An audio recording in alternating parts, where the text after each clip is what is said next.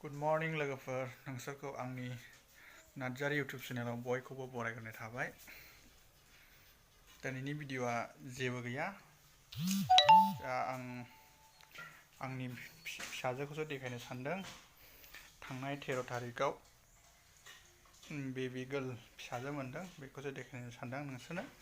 नायदो लोगोफोर आंनि फिसाजोखौ। नानि उन्दुदों नै नानिया उन्दुदों। मेलरिसा दोनबाय फिसाजोखौ।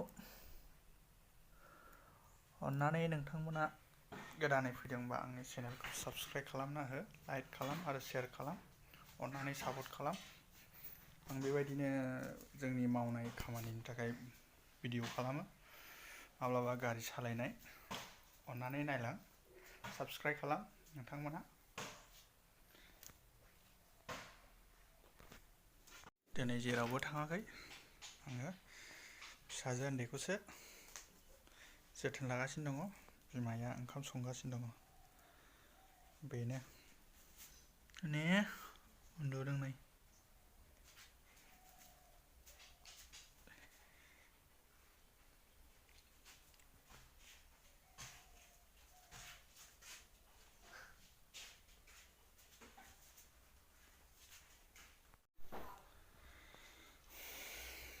आजिखालि सासे गथ' खांनांगौआ गोरलै नङा।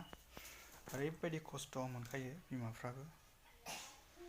मोदै गफालायदों आं बिनि जोनोमाव थाफानायाव। बिमाफ्रा ओरैबायदि खस्थ' मोनखायोना।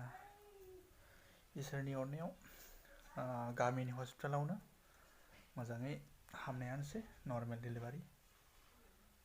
गोबां थाखा फैसा थांनांगौब्लाबो खम थाखायावनो जानानै फैबाय। इसोरनि अननायाव थाखा फैसाबो बारा थाङासै। गिदिर हस्पिटालाव लांनांगौबाथ' लाख थाखा नांगौ आजिखालि। सियारिं खालामनांगौनो माबा खालामनांगौ, बिदि आजिखालि डाक्टारफोरनाव सोहैबाबो।